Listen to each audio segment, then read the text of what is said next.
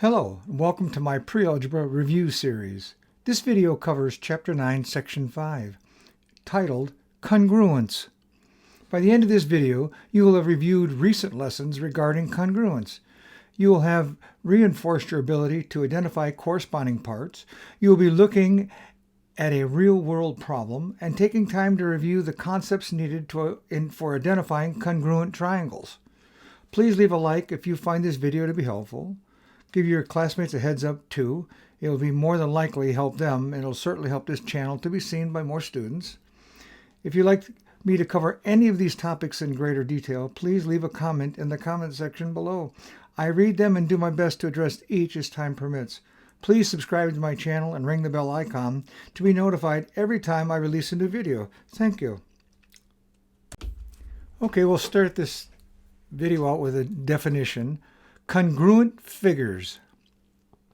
Congruent figures have the same size and shape, and their corresponding parts have equal measure. Objective 1. Identifying corresponding parts. Congruent figures have the same size and shape, and their corresponding parts have equal measure. The triangles at the right are congruent. You use tick marks to indicate congruent segments, and arcs to indicate congruent angles. You write a congruent statement by listing the corresponding angles in the same order. You can use corresponding parts of congruent triangles to find distances. So in this case here, we see that you have the segment A right here, A to C. We have a tick mark, one tick mark here, and E to F is the corresponding line. So if we were going to name this angle F and angle B, or C rather, we'd say ACB and EFD if we were going to try to name these according to they're saying, listing the angles in the same order as you list them off. So here, two ticks on BC and FD indicate that those lines are congruent, and the three ticks over here on the hypotenuse, the E to D or A to B, three ticks indicate that those are congruent. When they talk about arcs at the angles, you see angle E has a single arc, and angle A has a single arc. But B has two arcs, and its corresponding angle over here, D, has two arcs. Corresponding two arcs means congruent. Same way with the single arc. And for three arcs, you guessed it, those are congruent. They use three arcs. Okay? So triangle ABC, ABC is congruent to DE, DF in the same order, right? We'll look at the A down the hypotenuse to B over to C. And here we use E down the hypotenuse to D and over to F. Angle A at the top is congruent with angle E. Here, we've said that already. B is congruent to D. B is congruent to D. C is congruent to F. C is congruent to F. And on top of that, it looks like they're probably a right angle, but they're not saying that. And for segments, AB is congruent to DE. AB, or right here, AB. That's this one down here. AB is congruent to ED. And you notice how we're labeling them in the same order. At the top, down. At the top, down. BC goes from the outside in. And so when we do DF, it's from the outside in. And then now for the last segment, AC, we're listing from A to C. From A down to C. A down to C. We're going to list E down to F. Same order. That's what they're talking about. They want these labeled in the same order. That way we know exactly what you're speaking of when you speak of it. Okay, example 1, a real-world problem to solve here. It says measurement. Triangle AMN is congruent with triangle ABC. So what do we have here? The center, right here where they crisscross the lines, that's the center, A, right there. They're talking about A out to B along the hypotenuse of this triangle, A, B, C into the 90 degree angle. So the same thing would be in reverse, would be for ABC, it would be ABC is going to be AMN. So it goes out along the hypotenuse to M and then over to N. So that's the naming. You got to get used to that naming structure. Congruent angles. Angle M right here is congruent to angle B right over here. Single arc. Angle N is right here. It's a 90-degree angle. It's congruent to angle C down here. These are 90 degrees. You don't have to arc these because they have the 90-degree symbol in there. And then, what else do we have? Angle MAN. M down the hypotenuse to A, up to N, okay, is the same as B down the hypotenuse to A, up to C. So this, I'm going to put two arcs on this one and two arcs on that one. Those are congruent, okay? Congruent sides. MN is congruent to BC. MN from the outside here in to N is the same as congruent with B to C, from outside to in. You got to kind of get that direction. Pay attention to this. N down to A is the same as C down to A. They are congruent. MA is congruent to BA. Okay, I could put it, if I wanted to put 3 ticks here, 3 ticks here, if I wanted to go through them, I could go through all those. Going back, MN congruent, so 1 tick, that was the first one we did. And then we did NA, 2 ticks, so those are congruent. And then the 3 ticks, okay? Find the distance from M to N. M to N, that's from here, I'm going to put it in red. From M to N, they want to know the distance. They say find the distance from M to M, since M, the segment MN is congruent to BC down here. Okay, it says BC is 100 yards. BC is equal to 100 yards. MN is equal to MN is also equal to 100 yards. YD. Okay? They're the same because they're congruent. Okay, example 1, check your understanding. Triangle ABC is congruent with DEF. List all parts of congruent corresponding sides and angles. Use the tick marks. It says list the pairs of congruent sides and angles and then find AC. Okay.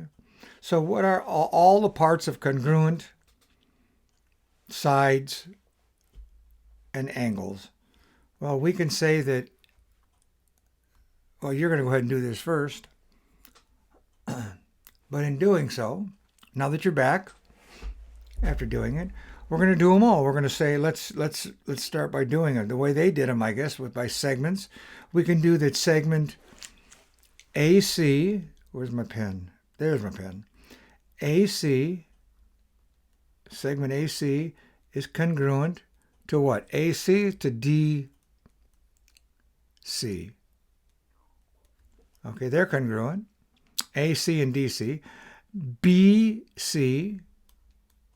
BC is congruent to EC.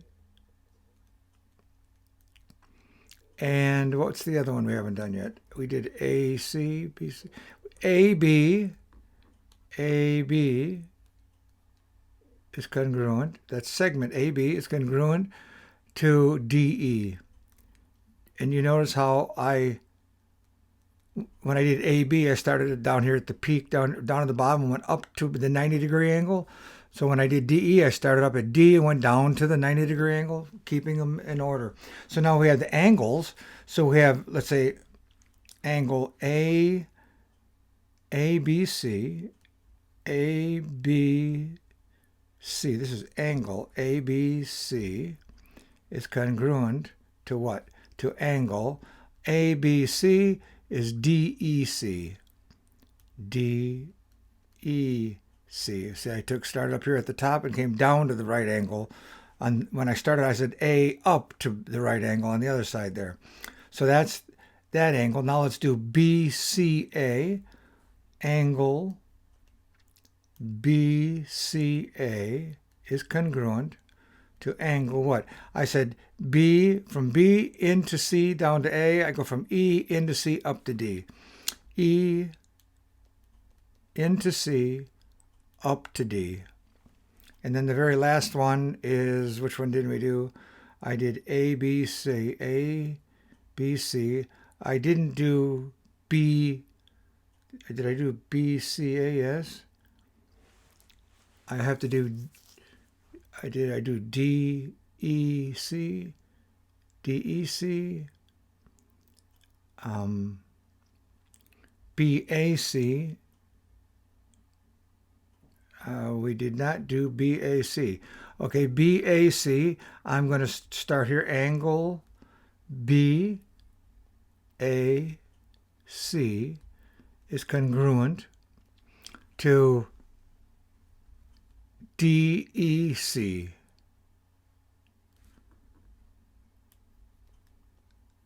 DEC.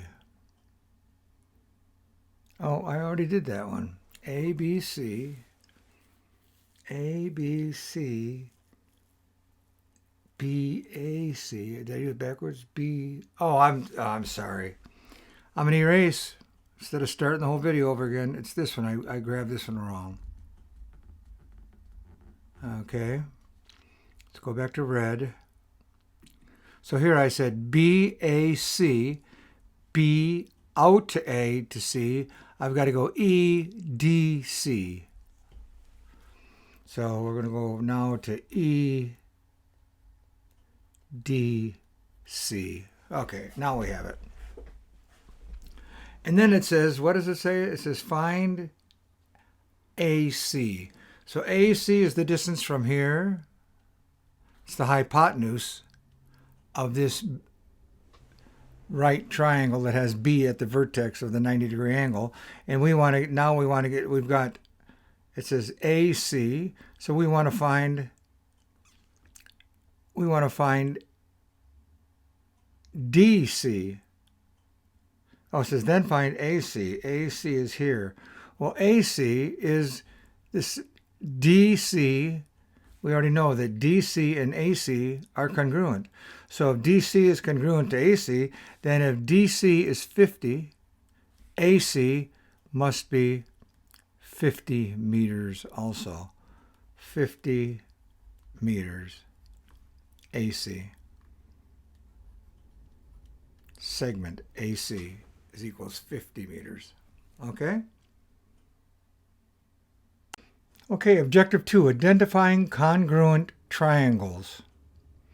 And we have different ways of naming them, but we'll go into them here a little bit. You use corresponding parts of triangles to identify congruent triangles. Below are three of the way to show that two triangles are congruent. So we can say side, here you see this, these two triangles right here are labeled side, side, right here, side, side, side. So if triangles have sides that are all congruent, if the sides are congruent, then the triangles are congruent. And we call that side, side, side, or SSS, as you see here. And you see congruent, tick mark, two tick marks, two tick marks, and then finally at the bottom, three tick marks, three tick marks. Three congruent sides, side, side, side makes congruent triangles. Another one, another way, side, angle, side. If we have a side, tick mark, and an angle, and these angles are congruent, these two are, you see the congruent, there's an arc in here, they're congruent, and the other side, two tick marks. If we have a side, an angle, and a side, those two triangles are congruent. Okay? So if you have an angle here and two two sides that extend a certain distance, there's only one arc that can fit between the endpoints of those two. And that completes this triangle. Then the third way is angle side angle. ASA is the way we talk about them. Angle side angle is you have a congruent angle on this one and congruent on the other one. And then there's congruent side. See, it says 2 ticks right here. Those are congruent side. And then the angles here at the bottom, 2 arcs. Identify these 2 angles as congruent. So if you have a side of any given length with 2 congruent angles, they're going to form and meet at one given point, and this point is always given by this angle, the side, and the angle. These triangles are therefore congruent if an angle and a side and an angle of each are congruent. Those triangles are congruent. Example 2, identifying congruent triangles. List the congruent corresponding parts of each pair of triangles, and then write the congruent statement for the triangles. Okay? It's done here for you already, but we're going to just go over the pieces. So for figure A, we have these 2 triangles, and they're triangles M, N, and O, and triangle R, P, and Q. M, N, up to the top, and then down here, and R, P, to the top, and down Q. So they name them in the same order. So what do we have? We have a side, MO and Q, MO and RQ, MO and RQ, they are congruent. We have a single tick. They're telling us they're congruent. We have an angle. Angle M is congruent to angle R, because we see the arc. Those are congruent. M is congruent to R. It's an angle. And then we have MN and RP. They both have 2 ticks on them. Those 2 ticks indicate that they are congruent. They're telling us they're congruent. So given that, angle MNO and angle RPQ are congruent by what corresponding statement are we going to use? The corresponding parts for the pairs, right? The congruent statement. What are we going to use? What is it? The congruent statement. It's by side, angle, side. You have a side, an angle, a congruent sides, congruent angle, and congruent side. And the angle has to be between the sides, of course, when they're talking about this. It has to be between the 2 sides. Angle, side, has to be in that order. Now for B, it's a little different, but kind of the same thing. We have angle WAB. W, A to the top, down to the 90-degree angle B at the bottom. We have angle XAB. X, up to the top at A, up here, and down to B. That's the angle. They're congruent. You see the arc right there, a little arc in there. Those angles are congruent. We have segment AB. AB is congruent to AB. It's the same line. So it has to be congruent, right? It's the same line. So you have to understand that this kind of line is congruent to itself. Okay? That's your side, because this is going to be angle, side, angle when we're done here. And here's the common side that happens to be common. And then we have angle ABW. ABW. Here's our other angle. And we know it's a 90-degree angle, by the way. But it's ABW is congruent to ABX. And so triangle WAB, WAWAB is congruent to XAB by angle, side, angle. Okay, example 2, checking your understanding. Directions, find the required parts and reasons. For the highlighted triangles, list the congruent corresponding parts, write the congruent statement and reason for the triangles. Well, reason for the triangles might be interesting.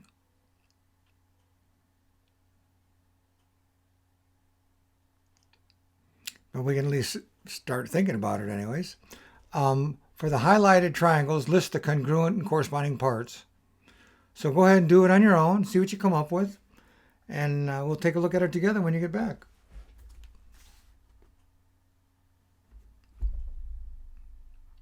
Okay, we'll assume you're back now. So let's go ahead and take a look at it. What are the, on the highlighted triangles, what are the congruent corresponding parts? Well, as I see it here, this right here, I'm going to call it, I guess, I to J, J is congruent to HG. And as you see, we have a single tick mark here and a single tick mark on this side. Then the next one here is IF, 2 tick marks, and HF, 2 tick marks. IF is congruent to HF.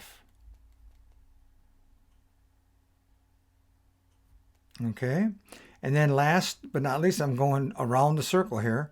JF is congruent to GF. Okay, these are 3 ticks. Okay, so those are the congruent parts.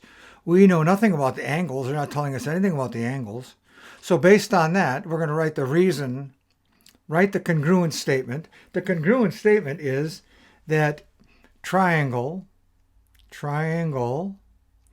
let's start at F, I guess. Let's start at I. A triangle IFJ